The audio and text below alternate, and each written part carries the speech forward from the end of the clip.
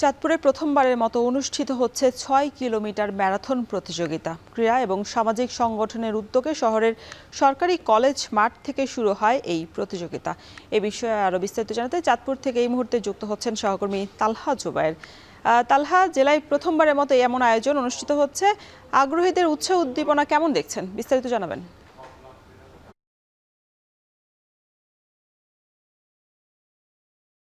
আছি।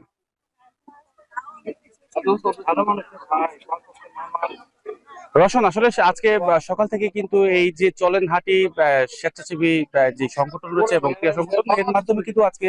চাঁদপুরে প্রথমবারের মতো ম্যারাথন হাঁটা প্রতিযোগিতা অংশগ্রহণ করা হয়েছে,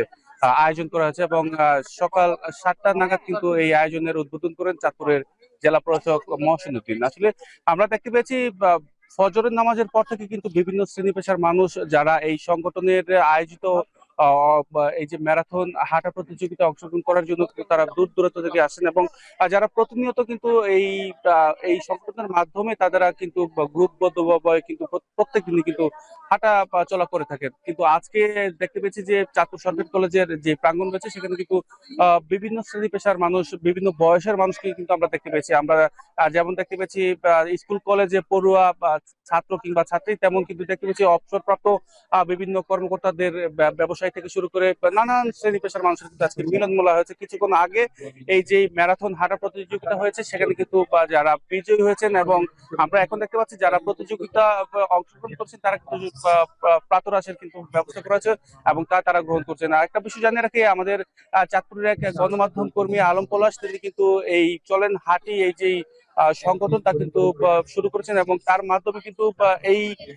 কার্যক্রমের মাধ্যমে আজকে প্রায় 4 শতাধিক অংশগ্রহণকারী কিন্তু এই ম্যারাথন হাঁটা প্রতিযোগিতা কিন্তু অংশগ্রহণ করেছেন এবং তাদের সাথে কথা বলে যেটা জানতে পেরেছি, আসলে প্রান্তিক পর্যায়ে যখন যারা রয়েছেন এই সমস্ত জেলা শহরে কিন্তু প্রথমবারের মতো এই আয়োজন করাতে কিন্তু তারা বেশ উদ্বুদ্ধ। আসলে তারা বলছেন যে যখন মানুষ স্বাভাবিক হাঁটা চলাচল বন্ধ হয়ে যায়, বিশেষ করে যান্ত্রিক এই জীবনযাপনের কারণে তথ্য প্রযুক্তির এই যুগে অনেকেই কিন্তু এখন নতুন প্রজন্ম যারা আছেন তারা কিন্তু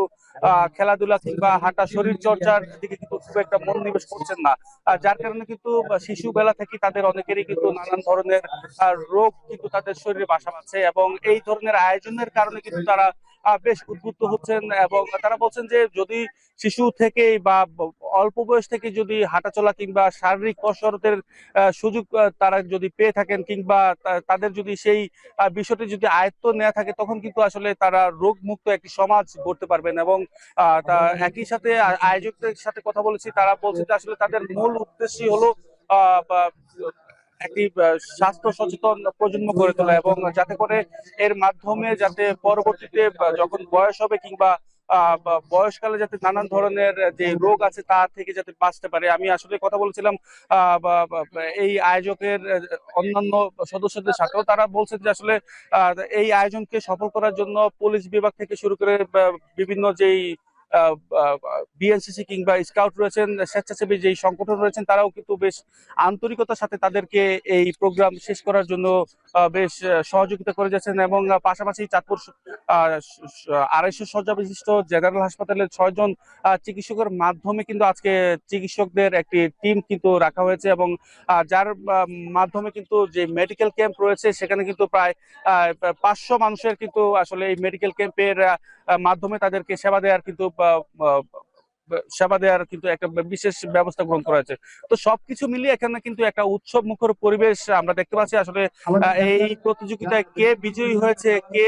বিজিত হয়েছে, আসলে সেটা কিন্তু মুখ্য না। সবারই কিন্তু একটাই উদ্দেশ্য যে হাঁটুন চলুন হাঁটুন এবং এই এই যে স্লোগান, এই স্লোগানকে ধারণ করে তারা আসলে সামনের দিনগুলো তো হাঁটতে চায় এবং সুস্থ স্বাভাবিক জীবনযাপন করতে চায় বলে কিন্তু আসলে প্রতিযোগিতার জানিয়েছেন এবং যাদের আয়োজনে এই প্রতিযোগিতা তারাও কিন্তু আসলে এটা বিশ্বাস করছে। তো সবকিছু মিলিয়ে রসন হয়েছিল আমার চাঁদপুর থেকে। চাঁদপুরে প্রথমবারের মতো অনুষ্ঠিত হচ্ছে ৬ কিলোমিটার ম্যারাথন হাঁটা প্রতিযোগিতা। সে বিষয়ে বিস্তারিত জানাচ্ছিলেন সহকর্মী তালহা জুবায়ের।